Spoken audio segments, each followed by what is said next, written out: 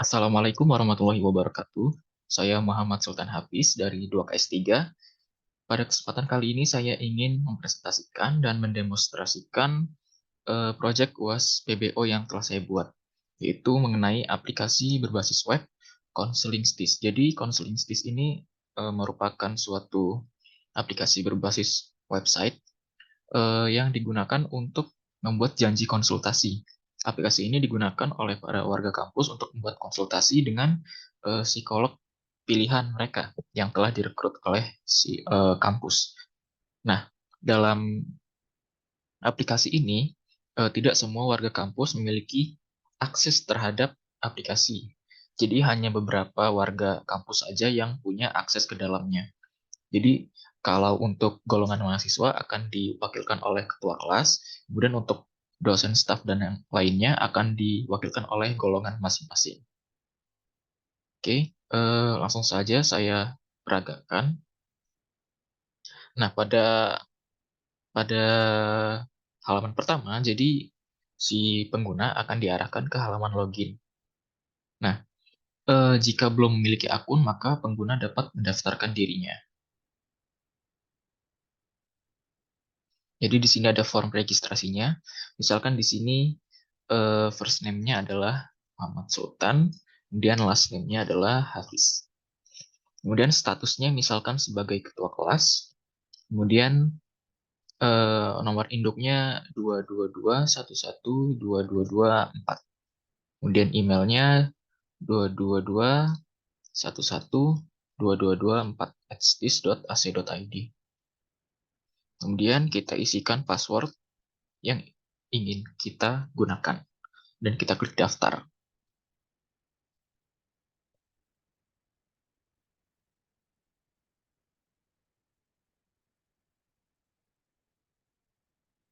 Masih berproses sepertinya.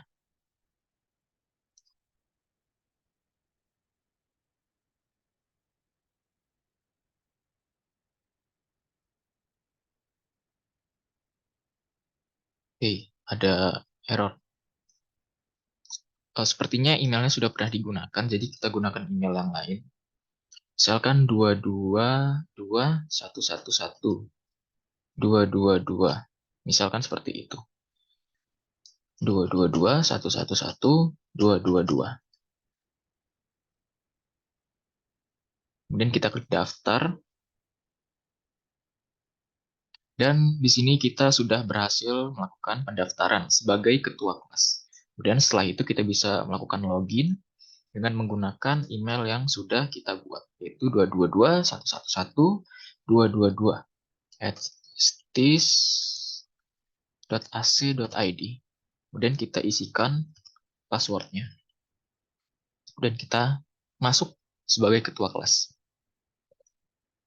Nah, setelah login, pengguna akan diarahkan ke halaman beranda.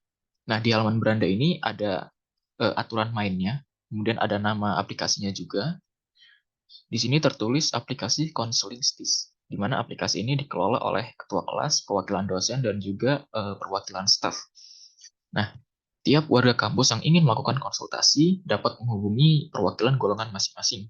Kalau mahasiswa dapat menghubungi ketua kelas, kalau dosen menghubungi perwakilan dosen, dan untuk staf menghubungi perwakilan staf.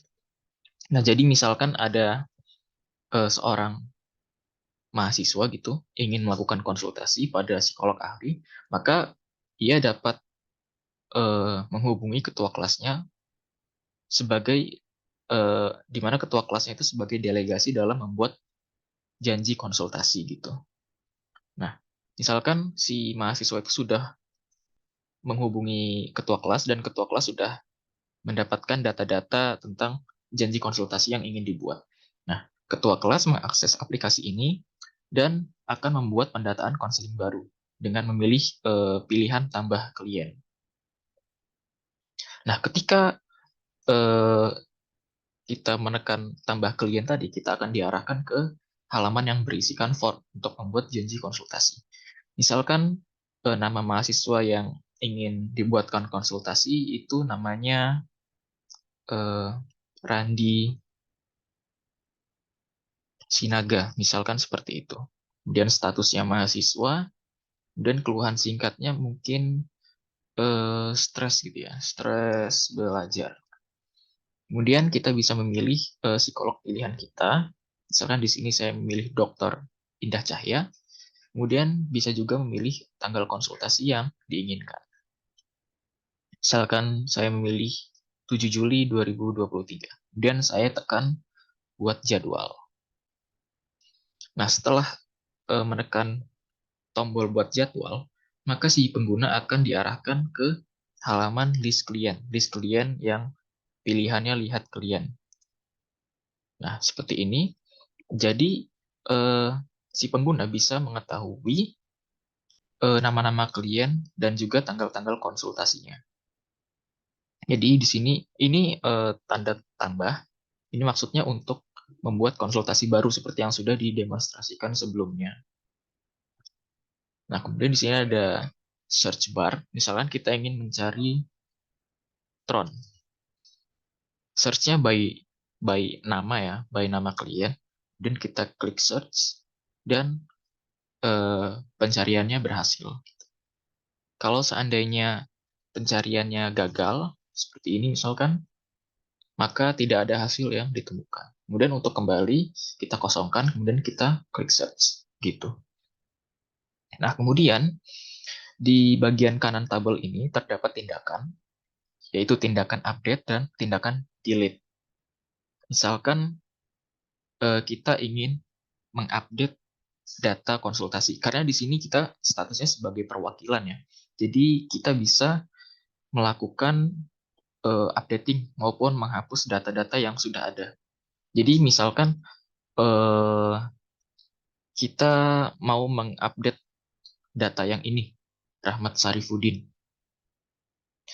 Nah, misalkan kita melakukan delete karena misalkan salah menginput nama atau salah menginput tanggal. Jadi misalkan namanya itu harusnya Rahmat Sitorus misalkan. Kemudian statusnya harusnya mahasiswa. Kemudian harusnya kita ingin tanggalnya itu tanggal 4 Agustus 2023. Maka kita bisa mengubah jadwalnya. Tapi seandainya kita mengosongkan nama klien gitu, maka si formnya ini akan melakukan validasi. Jadi tidak bisa kosong ya. Eh,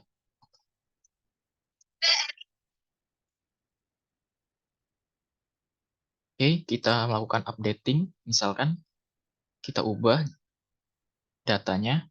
Nah, terlihat di sini data Rahmat Sarifudin sudah berubah jadi Rahmat Sitorus dan tanggalnya juga sudah berubah. Kemudian kita juga ada tindakan untuk menghapus.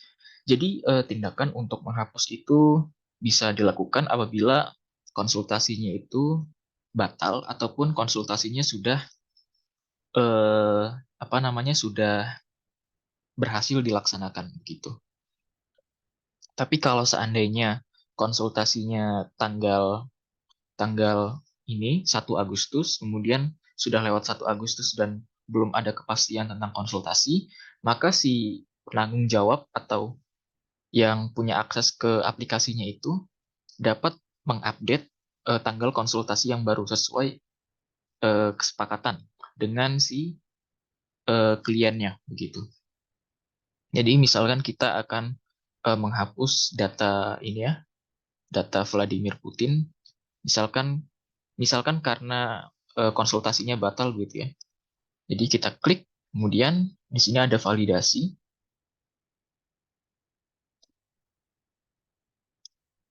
Sepertinya nge-lag. Oke, misalkan kita klik OK.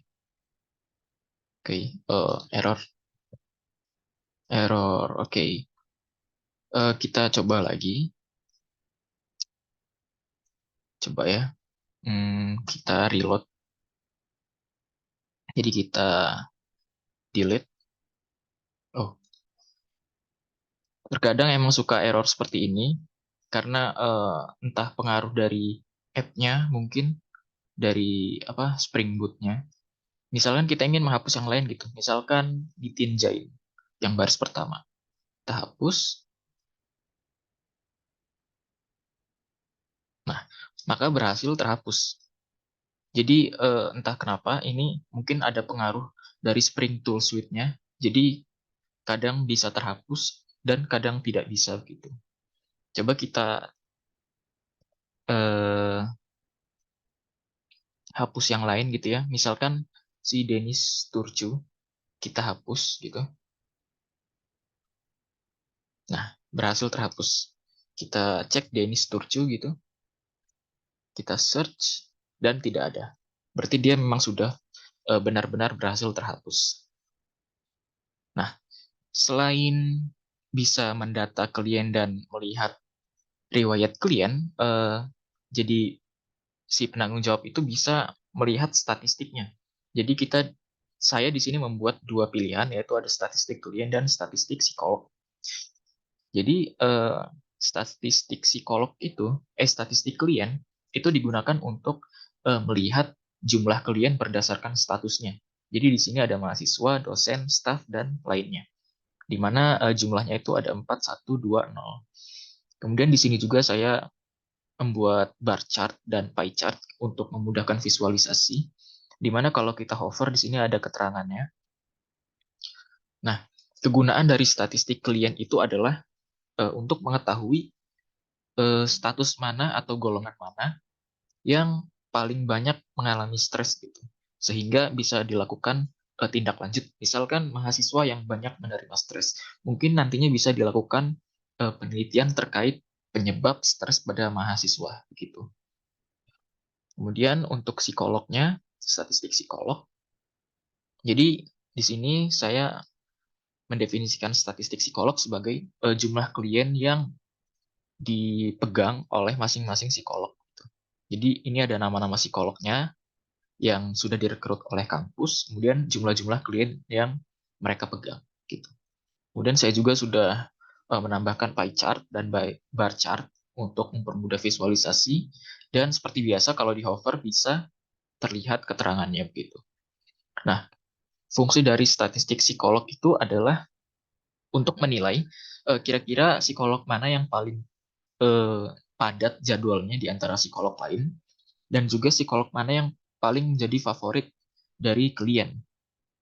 Dan juga untuk meneliti psikolog mana sih yang kurang diminati klien gitu.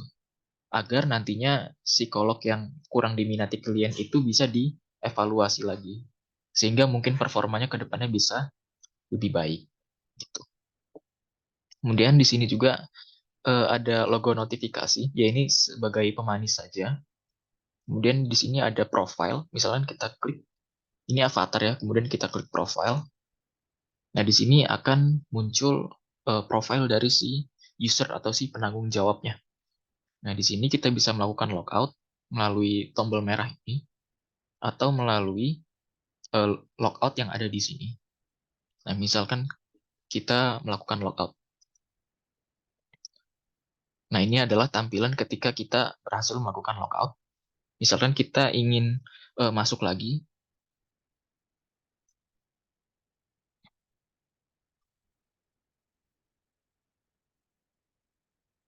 Oke, sudah berhasil masuk kembali. Kemudian kita cek, dan tabelnya masih sama. Dan kita melakukan logout. Kita coba dari yang sidebar ini, yang di kiri. Nah, ini adalah tampilan ketika berhasil melakukan logout.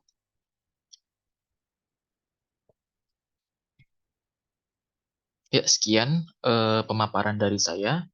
Kurang lebihnya saya memohon maaf. Wassalamualaikum warahmatullahi wabarakatuh.